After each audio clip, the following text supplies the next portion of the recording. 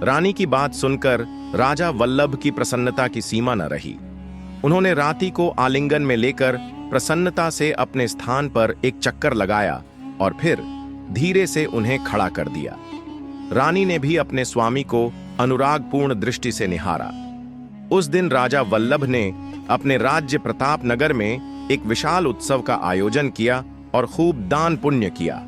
राजभवन ही नहीं, प्रजा ने भी अपने महाराज के उत्तराधिकारी के आगमन का समाचार सुनकर विशेष पूजा अर्चनादि को।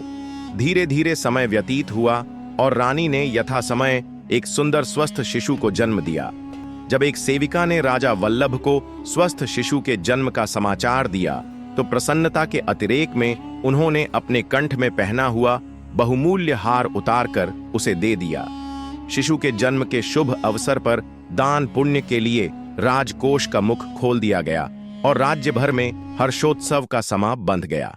जब राजा वल्लभ ने अपने नवजात शिशु के नामकरण संस्कार का आयोजन किया तो राज्य भर से सभी विद्वानों, ब्राह्मणों और सामान्य रूप से प्रत्येक घर परिवार से एक परिजन को इस अवसर पर आने के लिए आमंत्रित किया। हर्ष और प्रसन्नता के साथ शिशु का नामकरण संस्कार आरंभ किया गया। विद्वानों और पंडितों ने शिशु का नामकरण बड़े सोच विचार के बाद अग्रसेन किया। नामकरण संस्कार में आए विद्वानों, पंडितों और राज्य भर के अन्य सभी लोगों ने अग्रसेन को धन, यश, मान, सम्मान, वीरता, धीरता, बुद्धि, कौशल आदि विभिन्न प्रकार के आशीर्वाद प्रदान किए।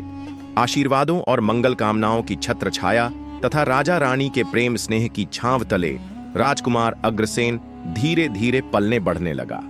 राजकुमार अग्रसेन के जन्म के कुछ समय पश्चात रानी ने एक और शिशु को जन्म दिया जिसका नाम शूरसेन रखा गया।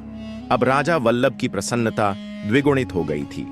दोनों राजकुमारों की किलकारियां राजमहल में गूंजकर राजा और रानी के ममत्व और स्नेह को झंकृत कर रही थीं।